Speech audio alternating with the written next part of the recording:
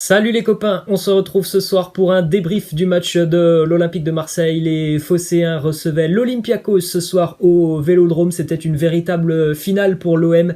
Il fallait absolument s'imposer pour avoir encore une chance d'aller chercher la troisième place qualificative pour l'Europa League. C'est chose faite pour l'OM qui s'impose donc 2-1 face aux Grecs.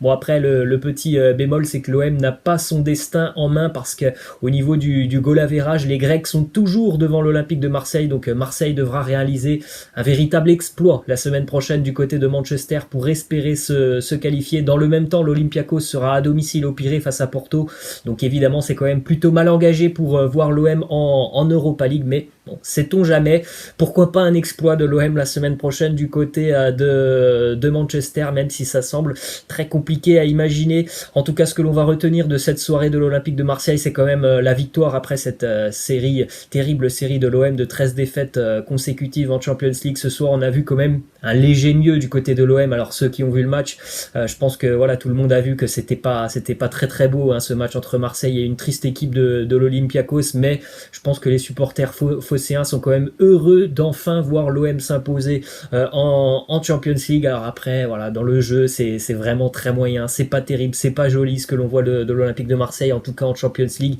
Mais en tout cas, ce soir, ça met certainement un petit peu de baume au cœur aux supporters phocéens, puisque l'OM s'impose 2-1 après avoir été mené à 1-0 jusqu'au début de la seconde mi-temps, une première mi-temps vraiment catastrophique de l'OM. Il n'y a pas d'autre mot pour parler de la première mi-temps des phocéens, qui ont fait 10 bonnes premières minutes, et puis après pendant 35 minutes c'était un véritable calvaire. Ça jouait à 2 à l'heure ce match en première mi-temps. Il y a eu pourtant quelques bonnes récupérations de balles des phocéens en première mi-temps lorsqu'ils étaient au pressing haut. Le seul problème, c'est que le pressing haut, ils le faisaient une fois sur 3 ou une fois sur 4 parce que c'était beaucoup trop désorganisé.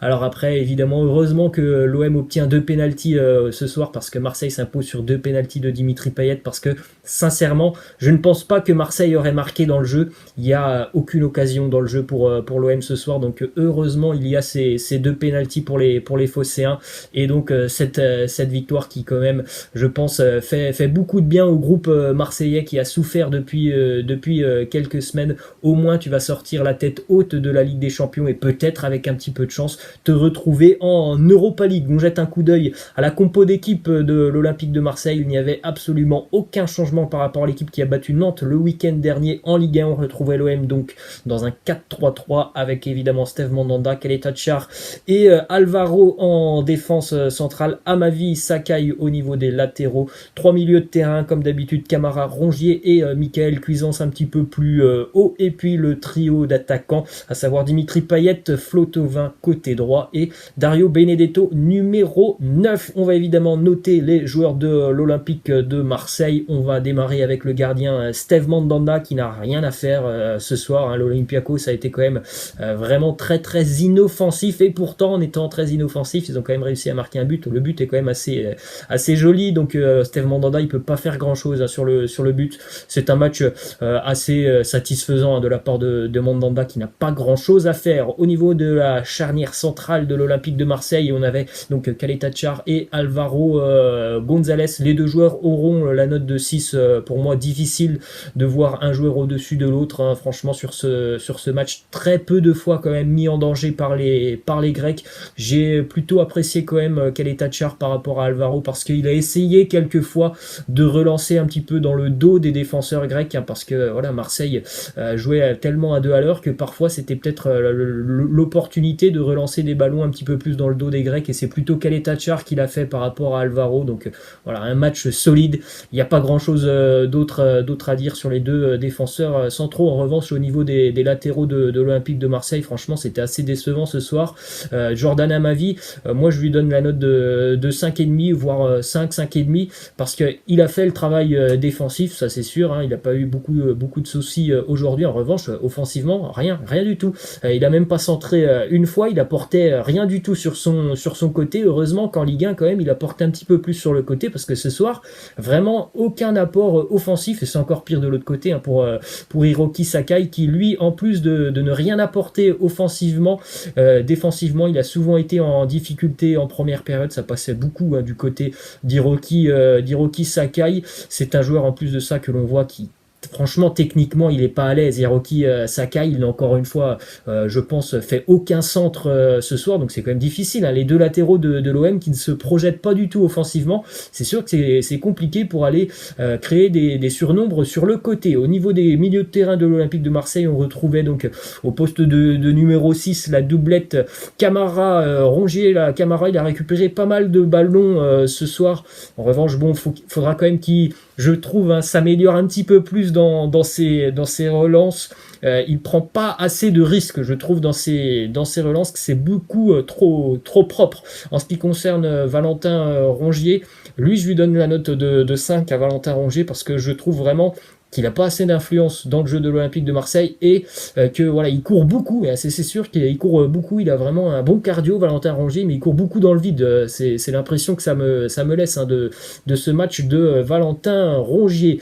Au poste de numéro 8, numéro 10, bon, il a joué un petit peu sur ces deux postes, on l'a vu aussi beaucoup désonné en première période parce qu'il est sorti quasiment à la mi-temps. Michael Cuisance, assez déçu de la prestation de Michael Cuisance. J'attends plus de lui, évidemment. Je pense que les supporters marseillais attendent plus de lui. On a vu pas mal d'erreurs techniques en première période, hein, des passes qui n'arrivent pas dans les pieds pour un joueur qui vient du Bayern Munich. On attend quand même évidemment beaucoup mieux à la décharge de Michael Cuisance. Lui, il prend un petit peu plus de risques dans ses passes, donc évidemment il y a plus de déchets, mais quand même en première période, il y avait des passes quasiment à 5-6 mètres qui n'arrivaient même pas dans les pieds, donc il a été très rapidement remplacé en seconde mi-temps. Évidemment, il doit faire mieux, hein, Michael Cuisance. En ce qui concerne le trio d'attaquants de l'Olympique de Marseille, on retrouvait donc Dimitri Payet qui est double buteur sur penalty. Il les a d'ailleurs très bien tirés, hein, ces penalties, c'est quasiment les deux en lucarne, même si le deuxième, voilà, le gardien n'était pas très loin, mais ils sont quand même bien tirés, et c'est surtout un Dimitri Payet que l'on voit beaucoup plus en forme qu'il y a quelques semaines. On se souvient tous, hein, qu'il avait quelques kilos en trop. Visiblement, il les a quand même perdus, ces kilos. On voit un joueur qui est quand même beaucoup plus intéressant sur le terrain, qui est beaucoup plus disponible, qui court beaucoup plus. On l'a vu récupérer un ballon sur un tacle à la 90e minute, donc c'est quand même un Dimitri Payet méconnaissable par rapport à il y a encore quelques semaines. Donc c'est le meilleur Marseillais pour moi ce soir avec la note de 7. Il a beaucoup tenté, alors il n'a pas tout réussi, mais au moins il a beaucoup tenté. En ce qui concerne la note de Florian Thauvin de l'autre côté, ça sera la moyenne pour Thauvin, la note de 5. Il a tenté, mais il a beaucoup échoué, hein, Florian Thauvin, ce soir. Et en plus de ça, c'est un joueur qui vient quand même récupérer les ballons assez bas, alors qu'il y avait quand même vraiment beaucoup d'espace dans le dos des défenseurs grecs. Malheureusement, il prend très peu les espaces dans le dos, donc c'est assez décevant de sa part. Bon, on n'oubliera pas quand même qu'il a obtenu le premier penalty de l'Olympique de Marseille, mais il se doit de faire mieux. En ce qui concerne la note du numéro 9 phocéen, Dario Benedetto, ben c'était un fantôme tout simplement en première mi-temps. Il a joué que la première mi-temps, c'était fantomatique, hein, le match de Dario Benedetto, il était introuvable. La note de 3. On peut noter quand même la très bonne entrée en jeu de Valère Germain, qui a été décisif sur le premier penalty et qui a conservé des ballons, bien remisé quelques balles aussi en seconde mi-temps, donc une bonne entrée en jeu comme pour Morgan Sanson. Voilà les amis, c'est la fin de ce débrief du match de l'Olympique de Marseille. J'espère que ça vous a plu. Je vous dis à demain, et puis bonne nuit, hein, parce qu'il est déjà très tard. Allez les amis, ciao.